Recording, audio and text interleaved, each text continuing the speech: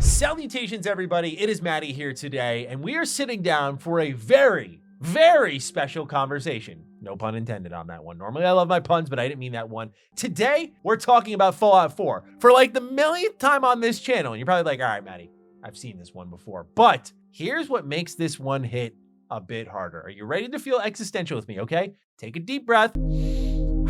This game's gonna be 10 years old at the end of this year. Ah, God, I hate that. I hate the fact that, like, I've been doing this for longer than 10 years, but the fact that I got my career really, like, kickstarted with this game, I just feel weird knowing that, like, where's time going, man? This is a decade old at the end of the year, but nonetheless, after Starfield, I feel like people are starting to look at Fallout 4 a little different. It's what I call the Bethesda Game Studios life cycle. Launch happens, everyone hates it, time does its thing. Some people understand what the game was trying to be. In the case of Fallout 4, unfortunately for a franchise known for deep role-playing mechanics, it was more of a first-person shooter than a role-playing game. And knowing that, I think a lot of people have come to understand what Fallout 4 is and what it does very well. And of course, we know a lot of its key flaws.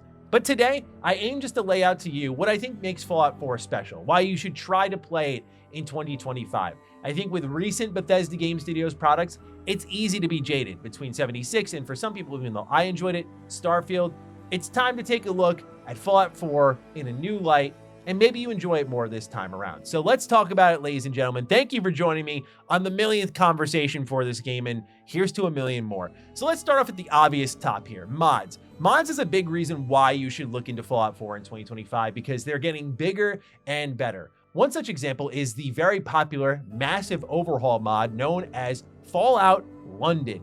This mod in particular is so incredible from top to bottom. It shows that creation engine is not the issue when it comes to role-playing systems. It's just development choices along the way, which is a problem people are having with Bethesda Game Studios.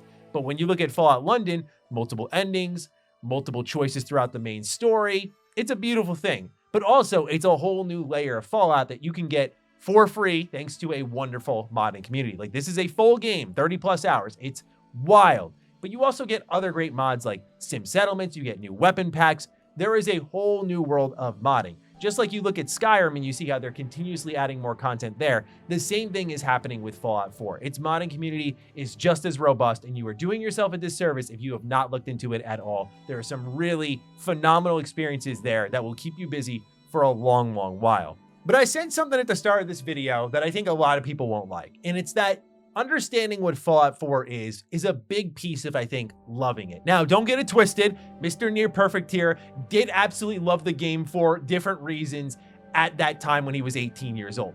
However, all this time later, there's a different understanding, which is that Fallout 4 is not my favorite Fallout game, but damn it, do I love it. Because it is a first-person shooter first and an RPG second. And with that understanding and those expectations set upon the game, I know what I'm getting into. If I want to have a be anyone, do anything style experience, I am not turning to Fallout 4. But if I want to roam in this universe and insert myself into the shoes of a character in this world and shoot some things and have a good time while I'm doing it, that's where Fallout 4 really clicks for me. It is just so great to be in this world. The art direction is phenomenal. I love exploring some of these locations, like the Commonwealth itself finally runs decently on consoles. Keep in mind though, in 2025, Bethesda Game Studios has yet to getting around to fixing a lot of the main problems of Fallout 4 that were introduced with the next gen update. So keep in mind that in that conversation with modding, you could roll back to the older versions of Fallout 4 on PC if you so desire. I would really recommend that if you're on PC. If you're on consoles, you're doing all right, but on PC, roll that sucker back. And if you want to play Fallout London, you'll probably have to anyway. But Fallout 4 is a shooter first, in my opinion, because of how they handle a lot of their locations. They have really great roaming where you'll enter an area and a side quest will hit you, or there'll be great environmental storytelling. But there are many locations in Fallout 4 that are shooting galleries, and that is unfortunately the case with this game. Some of these exist for you to clear out so that you can build settlements here. Settlements are, I think, the more divisive part of the community. I think it works really well with Fallout 4, again, because it fits the theme of the game. I don't agree with Bethesda Game Studios' design philosophies moving forward, where they had to put it in 76, and then they had to put it in something like Starfield. I just think it was a great one-time thing for Fallout 4, because the theme of Fallout 4 is hope. The theme of Fallout 4 is rebuilding the wastelands, so I think this mechanic really syncs well with the general themes of the game. And as a way to grind out XP or decorate, whatever you want in that system is there for you. And while it is semi-mandatory because there are main story quests that are tied to it, you don't really need it otherwise. It definitely is incentivized given that a lot of locations on the map are tied to this system. And I do think there's a lot of potential in the settlement mode beyond what you find in the vanilla version. Like, I would have loved the idea of investing time into your settlements and then unique settlers show up and they give you quests or unique rewards. I think that was the last bit of the untapped potential in something like Fallout 4 settlement mode. But nonetheless, on a base level, I think it really fits well into the game. And while I think myself and many others are guilty of having our view of Fallout 4 plagued a little bit because Bethesda continued to insist upon the settlement mode, I think in the bubble that is Fallout 4, it works really well. And I do enjoy it a lot. And that's where I spent the most time using settlement mode because it was like a new, fun toy that interacts really well with the game itself. But there's also a lot of other things I think Fallout 4 does really well that don't get called out often enough. One thing is the voice cast. I think there is a lot of great performances in this game. Unfortunately, with creation engine doing creation engine things, yeah, you don't get the amazing performance capture and all that good stuff. I wish we did, trust me. But you do get some great voice performances from unlikely talent in video games, like the fact that Courtney Ford is here, who predominantly worked in television, I thought was really cool. But then you also have iconic voices like Matt Mercer, who are known for all of their voice work in gaming, who are doing voices like McCready. And that kind of tails into what I love about this game so much is its great cast of companions. Sure, we know Nick Valentine is the absolute GOAT. This is one of the best written characters Bethesda Game Studios has ever done, and for many people, one of the best written characters ever, which I can totally get behind. But he is so good to so many people that I feel like I don't hear enough about how great other companions are in Fallout 4. I think there's an undeniable charm to Piper. I just love her as a character. But if we're talking like deep themes, drug addiction is a big thing in Fallout, right? And Kate's whole story is one about drug addiction and weaning yourself off that. I found hers to be the most powerful of all the companion storylines on a level of just being personable. That is why I fell so deeply in love with her character. I think Curie is another really underrated character. Just going from like robot to human, just that whole transition is a great story to me. I also think Hancock is awesome. This dude is such a badass. The way he's introduced to you, just shanking someone in the streets, this man gives zero fucks. And I absolutely love that about him. So I know that a lot of the attention goes to a character like Nick Valentine, and rightfully so, from performance to aesthetic to writing. Like, he's an amazing character. But I think Bethesda Game Studios cooked with a ton of companions in this game. And it's easy to forget that because a lot of the focus on the writing in BGS games is about the dialogue selection, which I admit, not that great, as well as player agency, which isn't fully there. But what you do get in turn, I think, are some of the more personable, better stories in a Bethesda Game Studios game. And really, compared to other RPGs, I think it stacks up well too. But what I think grows an attachment to a game is how long you spend that time with it. Not just in that first go around, but what do they do to support the game afterward? And Fallout 4 is a bit of an up and down story when it comes to DLC. You do get the low lows of a wasteland workshop or a vault workshop where you're building your own vault and it's just pretty much glorified settlement DLC. There's a lot of settlement DLC for Fallout 4. However, you also get great story content like Automatron, building your own robots. I thought was cool because then you could fill out the population of your settlements with these robots. You can also get animals there eventually. And by the end of Fallout 4 and all of its DLC, the crazy stuff you could pack your settlements with, again, is just really cool. It's super gamified, but I got a kick out of it. There's ones like Automatron though, but then there's the key DLCs that define Bethesda Game Studios, the ones where you leave the base game map and go somewhere else. Nuka World is great because it does respond to some of the feedback of, I can't be evil in Fallout 4, and does add a layer of it. The problem is that Fallout 4 lacked nuance in its player choice, where you were typically really good throughout the entirety of the base game.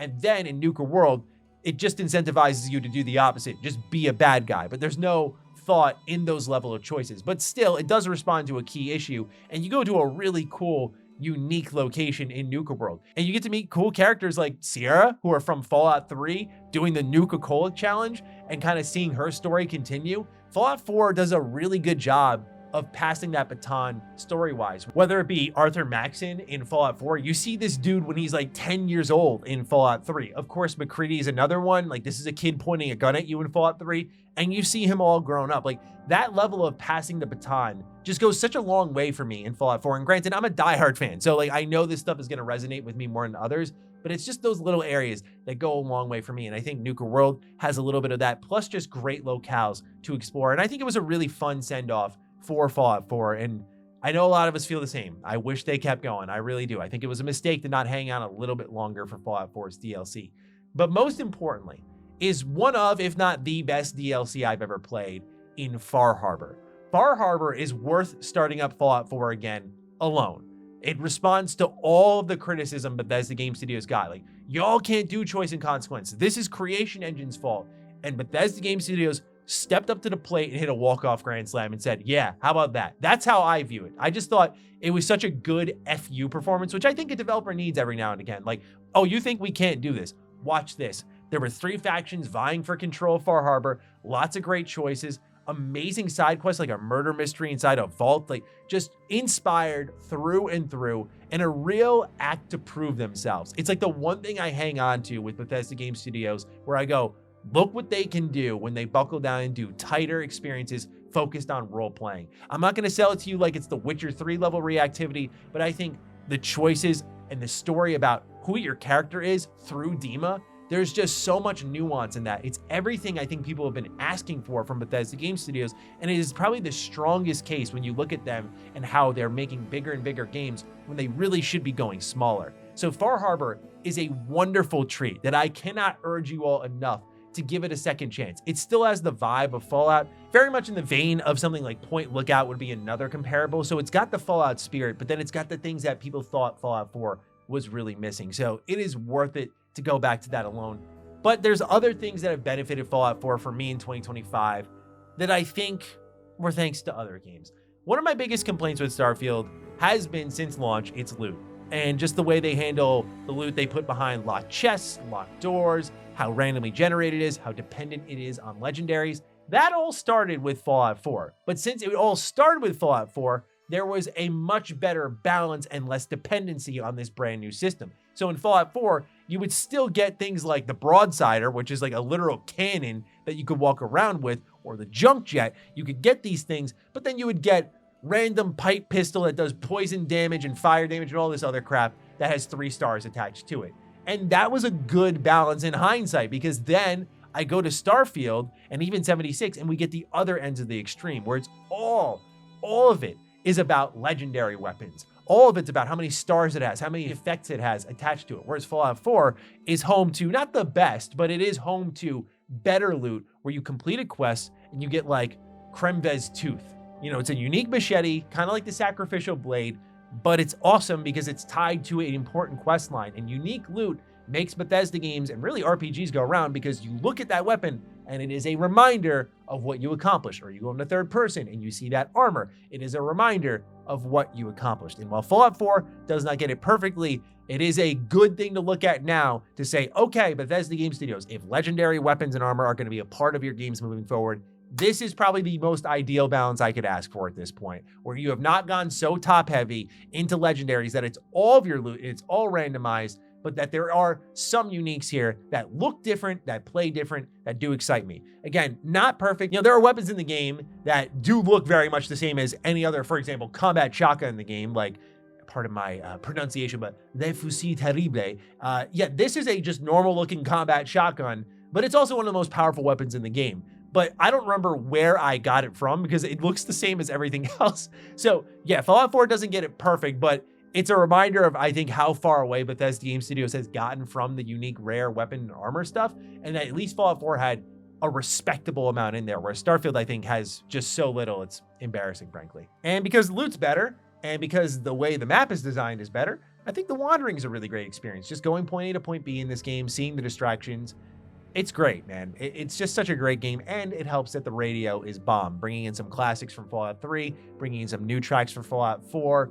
I do think the new radio broadcaster is really funny. Like, I still get a kick out of him. Doesn't stand the test of time quite like 3 Dog, but I don't know, maybe Mr. New Vegas would be the only other competitor there, but I enjoy the comedy that Fallout 4 brings there. Again, it's a story about hope, about rebuilding, and so I found the more uplifting tone in the radio, even if it was through like awkward, cheeky dialogue, to work for me. But no doubt on an innate level, like my natural reaction is to not reach for the radio in Fallout 4 compared to Fallout 3, where I'm like, flip that sucker on right now. So I've kind of gone on here to the point of probably making you nauseous about, you know, how much I think Fallout 4 gets right. And I don't want to overpraise it because there are some things it gets wrong. And for the sake of a nuanced discussion, I'd just like to call out some of those things that you should be aware of in that next run through of Fallout 4 that I'm sure you already are aware of, but hopefully I've created a level of balance here to understand what I think it does really well. You know, dialogue, right? Like player dialogue feels limited. The big goal with Bethesda Game Studios was to tell a better, more personal main story by having the main character be voiced. Now, whether they succeeded or failed is up to you entirely. If you were to ask me, I don't think it's a great choice for the future of Fallout, but looking at Fallout 4 in a bubble, I do think that they succeeded. I cared about Sean. I cared about the story that was ongoing there. I'm not going to act like it blew my friggin' mind, but I enjoyed the hell out of it that first run through. And granted, I was 18 and a big fanboy, but even now, firing up Fallout 4's main story, it's not the main attraction, but I still think it's pretty good. Courtney Taylor and Brian T. Delaney are some of the best talents this industry has to offer. To have them as your two main leads in this game for male and female characters is excellent. And I think they knock it out of the park in their reactions to more emotional moments. There is missed opportunities, like the memory den just being unutilized breaks my heart. Like just one section of the game and that was it. There is so much more they could have done there. And I always remember thinking, oh, they're going to do DLC through that thing. Like you're going to be able to load up San Francisco and explore it in someone's memories. Like that would have been so cool. Characters like Kellogg, unfortunately, are really great, but underutilized, and they've lived for like 100 years. So there are missed elements in Fallout 4's story that could have been explored further, even at the sake of a couple of side quests. But I think overall, if their goal was to get emotion across the board, I think they did a decent job of that. It wasn't perfect, as I did say all those years ago, but it was decent. But I think that will miss for people still. That many people don't agree with my take on that, and I think that's fair because there are things that Fallout 4 does miss, and player dialogue is certainly one of them. Like you're either going to be nice, sarcastic, ask a question, or say something in a nice, mean way. Like it's impossible to be mean in this game. This is the start of that conversation that we really continued into a game like Dragon Age: The Veilguard of I can't be mean. And like, I'm not trying to be an absolute dick to everybody, but yeah, I would like to, you know, I don't enjoy this person. I'd like to tell them they're wrong. And Fallout 4 does make that pretty difficult, unfortunately, which then limits the role-playing experience. So again, if you play it as a first-person shooter first, RPG second, that is how you will come to enjoy it more. Doesn't mean it's going to be great, but you do understand what it is a lot more. But still, yeah, it does let you down in the role-playing department. Things like the perk chart, I think were great on paper. I like the idea of just continuing to level up, but it does remove a lot of, even in what Skyrim does, where you level by doing, but you only get perks for certain parts of the skill tree when you level up, which becomes harder as you get deeper into the game. Fallout 4's perk chart, with how much procedural content's there and with how much settlement content is there, you can just level up to infinity and get everything, every perk rank, every special stat. And eventually you're good at everything, which I think is counterintuitive to what Fallout and really what RPGs do well, which is maybe not pigeonholing you to a certain extent where you cannot undo anything. Like all I think Fallout 4 needed to do was go in kind of the direction 76 did with perk cards, where you do have builds in that game, but you can just tweak your build whenever you want. So you're not exactly limited, but you do have a direction you go in. Where Fallout 4, its biggest problem with its leveling system, in my opinion, is it is directionless. And your early choices do matter. Like, do I want to have more healing or do I want to find more ammo in containers?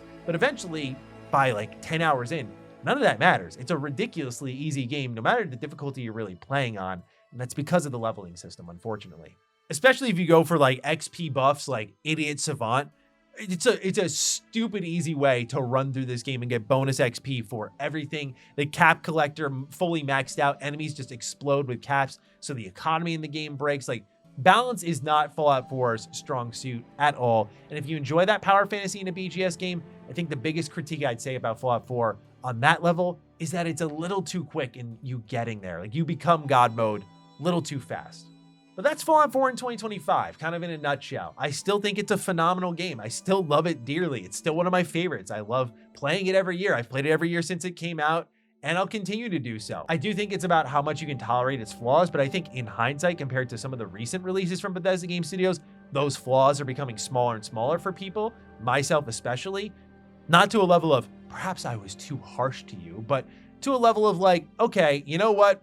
Seeing what Starfield did, I actually kind of like what Fallout 4 did now, which again is what's happened to Bethesda Game Studios for years, and I anticipate it'll happen to Starfield in like 10 years. Just give it some time. But nonetheless, ladies and gentlemen, here we are talking about Fallout 4 in 2025, 10-year anniversary. Are you feeling old yet? Let me know down below. Other than that, I'll catch all of you in the next video. Stay sexy, stay active. I love you all. Peace.